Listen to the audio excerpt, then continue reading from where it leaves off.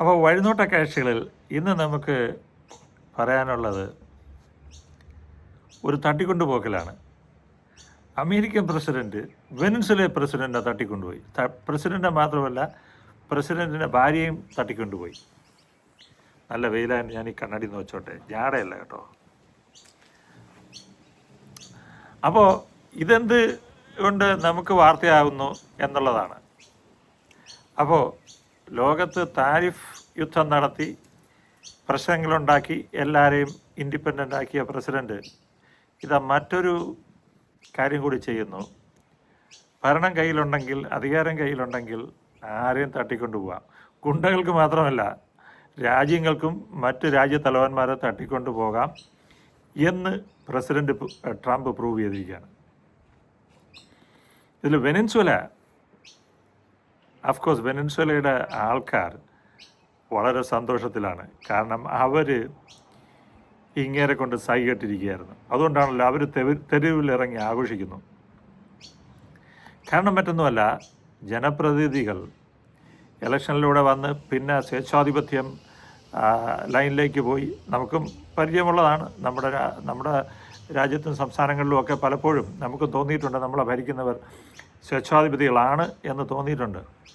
പക്ഷേ അടുത്ത ഇലക്ഷൻ ആകുമ്പോൾ നമ്മൾ എന്തായാലും ഭംഗിയായിട്ട് കുത്തി അവരെ മാറ്റുകയോ ഇരുത്തുകയോ ഒക്കെ ചെയ്യും. എന്നാൽ വെനസ്വേലയുടെ പ്രശ്നം അതല്ല. വെനസ്വേലൻ പ്രസിഡൻറ്റ് തന്നെ ഈ ഡ്രഗ് മാഫിയയുടെ തലവനായിട്ട് വർക്ക് ചെയ്യുന്നു എന്നാണ് അമേരിക്കയുടെ ആരോപണം. ഇതിൽ മറ്റൊരു എണ്ണയുടെ കഥ കൂടെയുണ്ട്.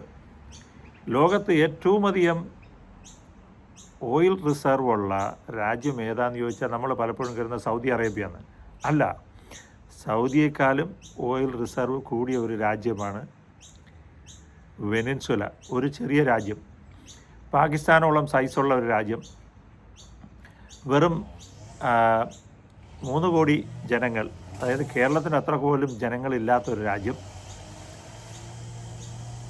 ആ ഒരു രാജ്യത്താണ് ലോകത്തെ ഏറ്റവും കൂടുതൽ ഓയിൽ റിസർവ്.